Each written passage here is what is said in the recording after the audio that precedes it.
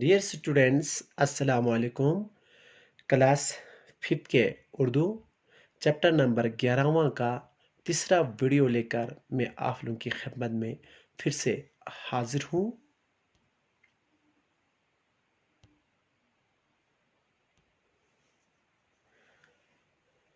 اسی شام کو اچانک گھر کے اندر سے چاچی اور ان کے بچوں کے رونے کی آواز آئی. حذاق دوڑ کر اندر گیا. دیکھا کہ چاچی کا ایک لوتا لڑکا فیض بری طرح تڑپ رہا ہے.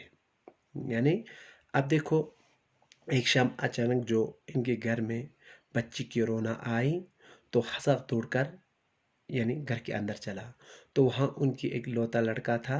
کس کی؟ یعنی ان کی چاچی اور چاچا کے ایک لڑکا تھا جس کا نام فیض تھا. وہ بری طرح تڑپ رہا تھا. کیوں؟ کیونکہ وہ بیمار سے.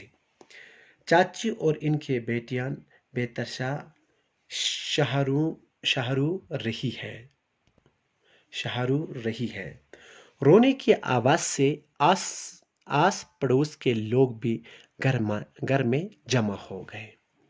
اب دیکھو، رونے کی آواز سے ان کے ہمسایہ جو وہ گھر میں جمع ہو کے آیا ہے. چاچی نے بتایا کہ فیض مٹھائی بہت کھاتا تھا. یعنی فیض نے زیادہ تر کیا کھاتے تھے؟ مٹھائی کھاتے تھے. دانتوں میں کیڑا لگنے کی وجہ سے بہت تکلیف ہو رہی ہے. اب زیادہ مٹھائی کھانے کی وجہ سے کیا ہوا؟ تو ان کی دانتوں میں انہی مٹھائی کی وجہ سے بہت کیڑا لگ گئی اور یعنی بہت تکلیف ہو رہا تھا. کس کو؟ یعنی فیض کو. فیض چینخ کر رو رہا تھا. بے تحاشا مچل رہا تھا.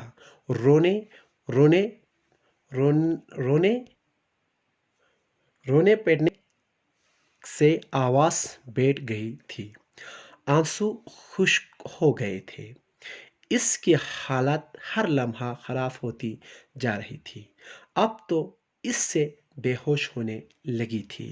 ٹھیک، تو اس کو روتے روتے اس کا آخرکار جو وہ یعنی بالکل آواز ہی نہیں نکلا اس کو روتے روتے، کیونکہ اس کی یعنی دانتوں میں کیڑا لگنے کی وجہ سے بہت درد ہوا. وہ روتے روتے رہا، پھر آخرکار وہ ان کی آواز جو بند ہو گئی اور آنسو جو وہ خشک ہونے لگی، آنسو بھی نہیں نکل رہے اور وہ آخرکار وہ اتنا خراب ہوئے کہ وہ بے ہوش ہو گئی. کون؟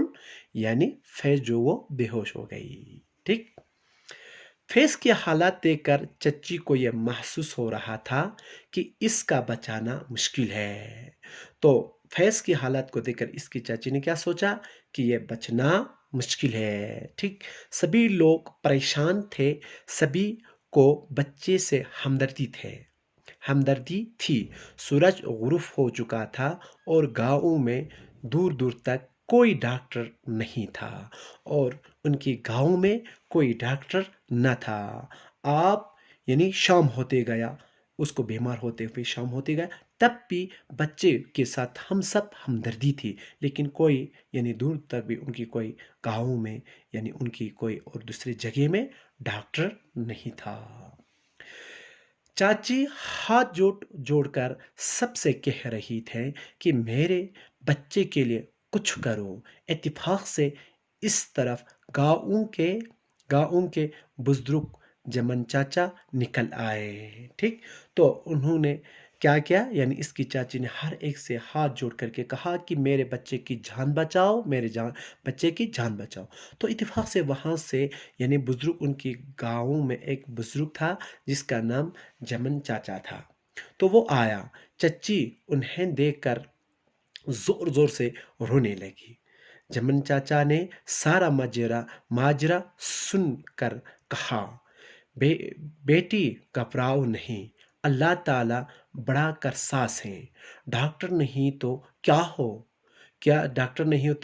ہوا؟ تمہارے گھر میں تو اللہ تعالیٰ کی بخشی ہوئی ایک نعمت موجود ہے. ٹھیک، تو اس یعنی شخص نے کیا کہا؟ یعنی جمن چاچا نے کیا کہا؟ بیٹی آپ گھبراؤ نہیں۔ اللہ تعالیٰ نے آپ کو بہت سی چیزیں نعمت عطا کی گئی ہے۔ اگر ڈاکٹر نہیں تو آپ کے گھر میں اللہ تعالیٰ نے ایک ایسا چیز آپ کو نعمت موجود ہے، آپ کے گھر میں ہی موجود ہے۔ یہ سن کر سب لوگ جمن چاچا کا منہ دیکھنے لگے۔ جمن چاچا بولے، ہاں میرے بچوں، ہم فطرت سے دور ہوتے جا رہے ہیں۔ اسی طرح اس لیے طرح طرح کی بیماریاں ہمیں جگٹ رہی ہے۔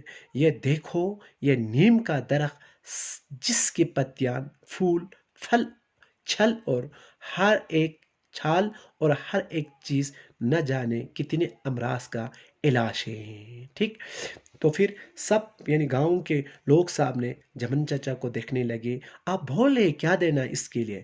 تو اس نے کہا، اب دیکھو خداوند عالم نے ہمارے لیے بہت سے چیز دیا گیا ہے، نعمت دیا گیا ہے جو آپ کے گھر میں ہے۔ وہ کیا ہے؟ نیم کا درخت ہے۔